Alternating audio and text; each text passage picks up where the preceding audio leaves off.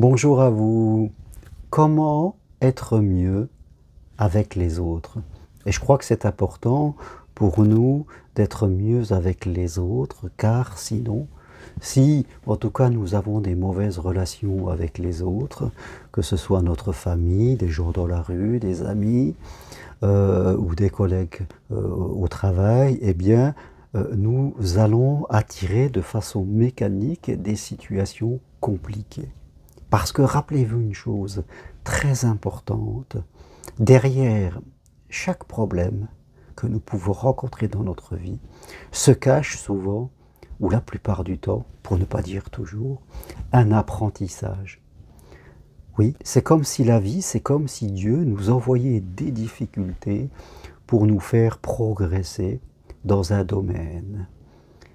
Et le domaine des relations avec les autres est quand même quelque chose de très important. La plupart des gens ont des problèmes dans la relation qu'ils ont avec eux-mêmes et puis après avec les autres. Et il va de soi que si j'ai une mauvaise relation avec moi, souvent j'aurai des comportements complètement inadaptés avec les autres, en étant trop gentil, trop effacé, peut-être trop contrôlant. Voilà, je vais développer des manières d'être, peut-être que je me mets trop en avant, ou alors trop en retrait, je vais trop en faire, ou alors je vais pas assez en faire, je vais être observateur des choses, je vais attendre que l'autre agisse avant d'agir moi.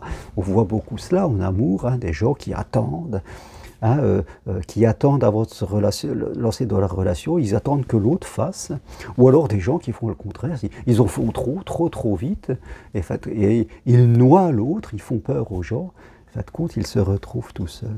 Donc, pour avoir de bonnes relations avec les autres, il faut déjà commencer par avoir une bonne relation avec nous-mêmes. Donc, faites le point. Est-ce que j'ai une bonne relation avec moi? En tout cas, une relation équilibrée. Cela ne veut pas dire que tout sera parfait. L'être parfait n'existe pas, mais que vous avez une relation équilibrée avec vous-même. Vous acceptez vos points forts, mais aussi votre vulnérabilité, parce que tout être humain a des vulnérabilités. Donc, si nous relisons les textes, souvent que ce soit la Bible ou d'autres, qu'est-ce qui est écrit? Eh bien, fais aux autres ce que tu voudrais qu'ils te fassent. Ne fais pas aux autres ce que tu voudrais qu'ils te fassent. Donc, partons du principe que nous déclenchons tout ou en partie le comportement de l'autre.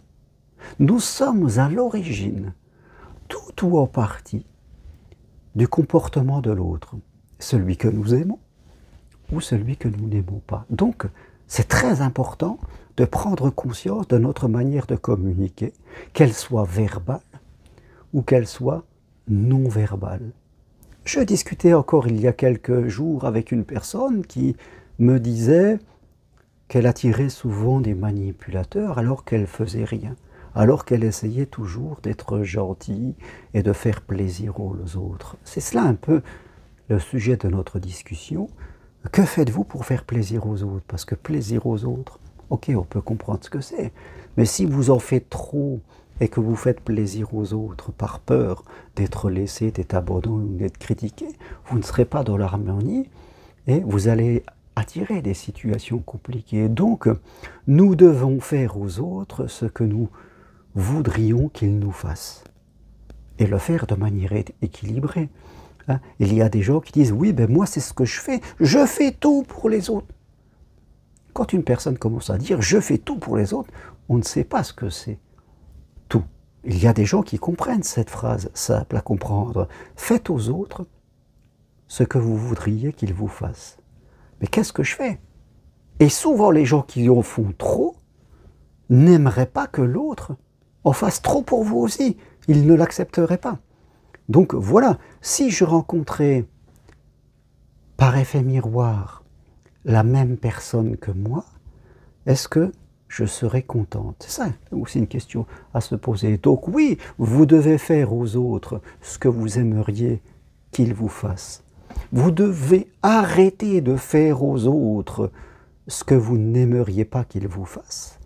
Et tout cela doit être de manière équilibrée. Je discutais avec une personne qui me disait commencer une relation et elle se plaignait que l'autre ne lui donne pas de nouvelles. Je lui dis, est-ce que vous en donnez? Non, j'en donne pas. Parce que j'attends qu'il m'en donne. Ah ben, si vous attendez qu'il vous donne des nouvelles et que lui se dit, ben moi aussi j'attends qu'il me donne des nouvelles, on peut rester longtemps comme cela, on va se passer à côté. Vous voulez des nouvelles? Ben donnez des nouvelles. C'est ça le principe. Donnez de vos nouvelles, allez au contact, parlez, et l'autre va vous en donner. Essayez de provoquer chez l'autre le comportement que vous voudriez qu'il ait. Parce que si vous êtes passif, attentif, rien ne va se passer. À côté de ça, quelquefois dans la vie, on peut rencontrer des gens qui sont plutôt agressifs. Comme il est écrit dans la Bible, aimez vos ennemis.